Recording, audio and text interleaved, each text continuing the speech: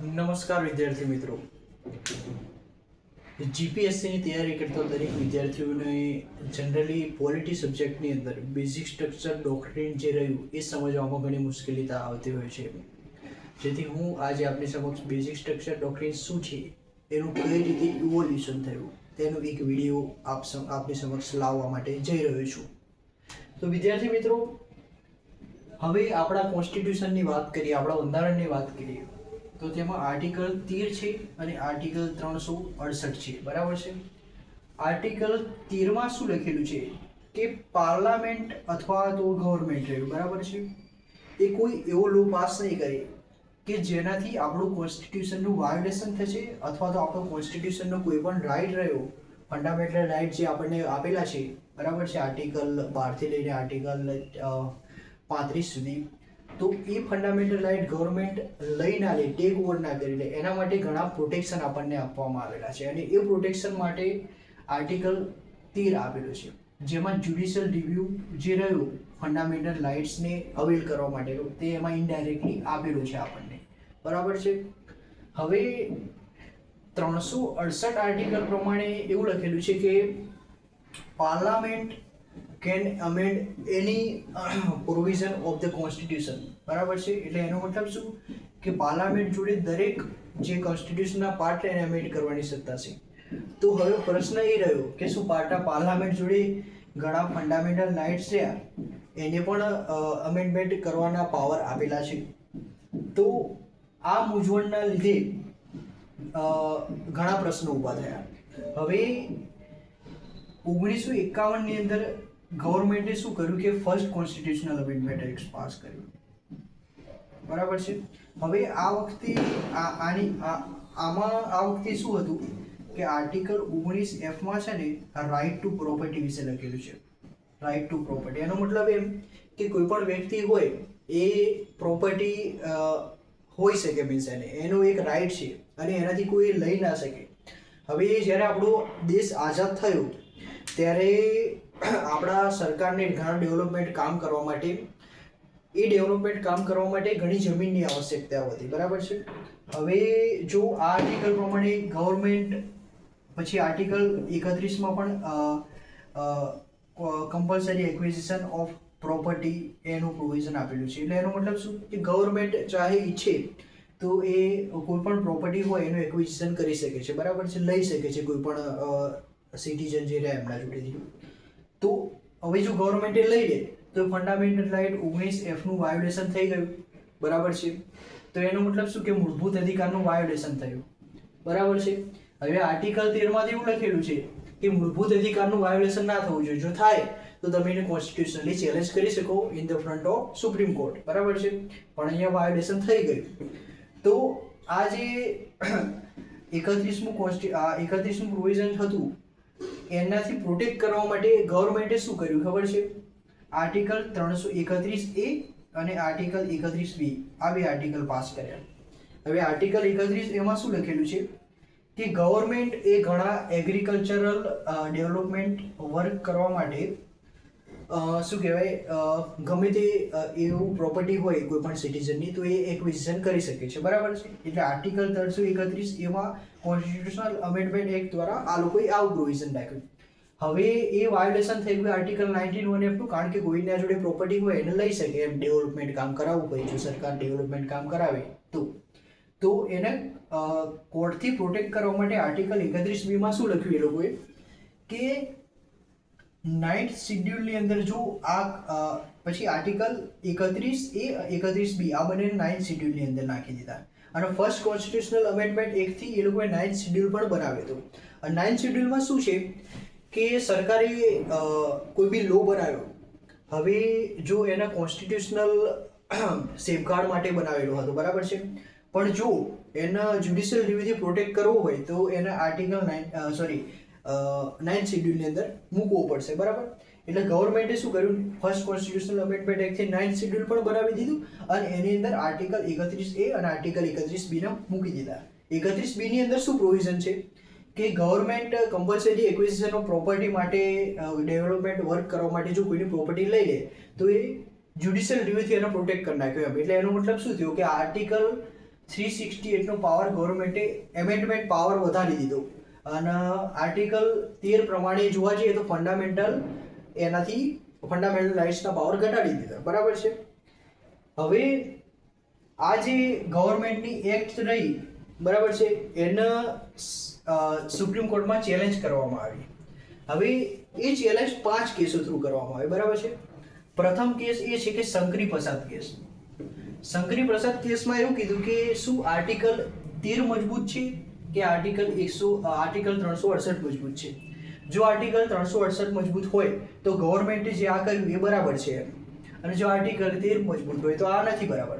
તો આમાં સુપ્રીમ કોર્ટે શું જજમેન્ટ આપ્યું કે આર્ટિકલ 13 એ ઓછો પાવરફુલ છે અને આર્ટિકલ 368 એના કરતાં વધારે પાવરફુલ છે, બરાબર છે. એટલે એનો મતલબ શું થયો કે ગવર્મેન્ટ જોડે કોઈ પણ પાર્ટ એમેન્ડમેન્ટ કરવાની સત્તા છે અને ગવર્મેન્ટે આજે કર્યું એ બરાબર છે એમ, બરાબર છે. એટલે શંકરી પ્રસાદ જજમેન્ટ એ ગવર્મેન્ટના ફેવરમાં આવ્યું. પછી સજ્જન સિંહ જજમેન્ટ આવ્યું 1964 ની અંદર, એને પણ આવું સેમ જ કીધું. પણ ગોલકનાથ જજમેન્ટ આવ્યું એ લગભગ 1967 સમથિંગ આવ્યું હતું. તો ગોલકનાથ જજમેન્ટમાં ઉપરના જેટલા બી આ બે શંકરી પ્રસાદ અને સજ્જન સિંહ વાળા જે જજમેન્ટ હતા એ ઓવરરૂલ કરી નાખ્યા, બરાબર છે. અને એમાં એમ કીધું કે ગવર્મેન્ટ જોડે કોઈ પણ પાર્ટ અમેન્ડમેન્ટ કરવાની, દરેક પાર્ટ એમેન્ડમેન્ટ કરવાની સત્તા નથી એમ. એટલે એનો મતલબ શું થયો કે government can touch any part of constitution but it should not violate fundamental right. એટલે એનો મતલબ શું કે એ ફંડામેન્ટલ રાઇટ વાયોલેશન ના થવું જોઈએ, બરાબર છે. એટલે આમાં એમ કીધું કે ગવર્મેન્ટ એ ફંડામેન્ટલ રાઇટને એમેન્ડ ના કરી શકે, બરાબર છે. હવે એમેન્ડ ના કરી શકે તો કોઈ સારા પ્રોવિઝન હોય એ પણ એમેન્ડમેન્ટ ના થઈ શકે એના માટે, બરાબર છે.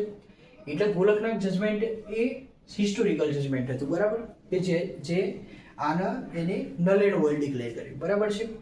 હવે કેશવાનંદ ભારતી જજમેન્ટ આવ્યું. કેશવાનંદ ભારતી જજમેન્ટથી ગવર્મેન્ટે સુપ્રીમ કોર્ટે શું કીધું કે ગવર્મેન્ટ કોઈ પણ પાર્ટ અમેન્ડ કરી શકે, બરાબર છે. હવે એ બેઝિક સ્ટ્રક્ચર ડોક્ટ્રિન વાયોલેટ ના કરવું જોઈએ, બરાબર. અને એને જે ગોલકનાથ જજમેન્ટ હતું એને ઓવરરૂલ કરી નાખ્યું, કારણ કે એમ કીધું હતું કે ગવર્મેન્ટ કોઈ પણ ફંડામેન્ટલ રાઇટ અમેન્ડ ના કરી શકે.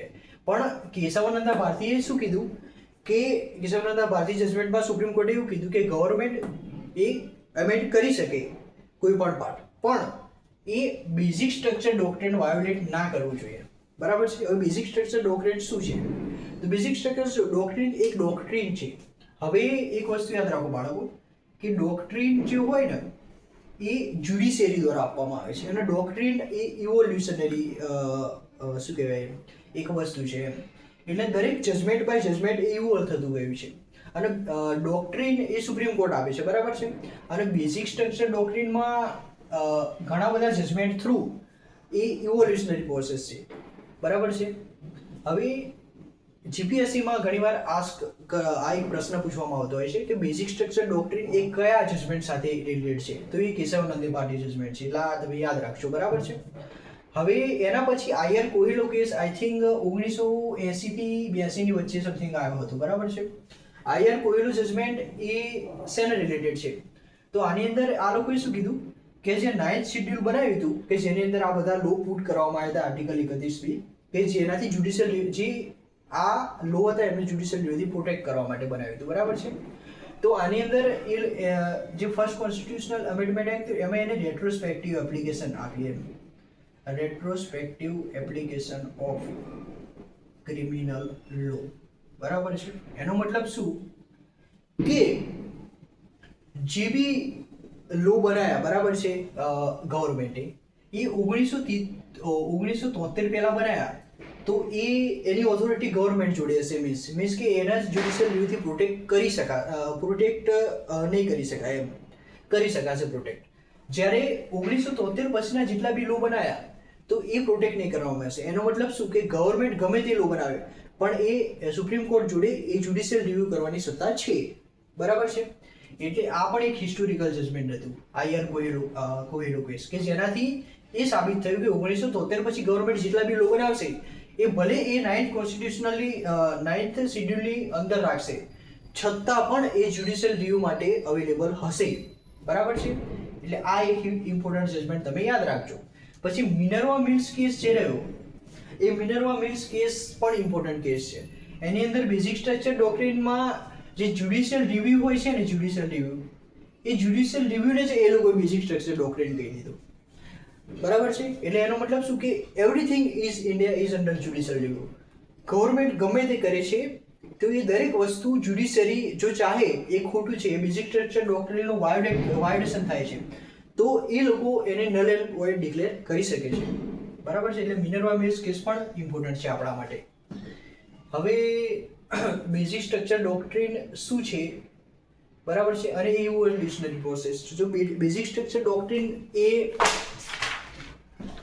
હવે જુઓ બેઝિક સ્ટ્રક્ચર ડોક્ટ્રીનમાં શું આવશે એમ, એટલે સુપ્રીમ કોર્ટે શું રાખ્યું કે જે બી આપણી ધારો કે સુપ્રીમ કોર્ટનો પાવર છે એને કોઈ ઘટાડી ના શકે કે વધારી શકે પણ ઘટાડી ના શકે. એટલે સુપ્રીમ કોર્ટનો પાવર પણ એક બેઝિક સ્ટ્રક્ચર ડોક્ટ્રીન છે.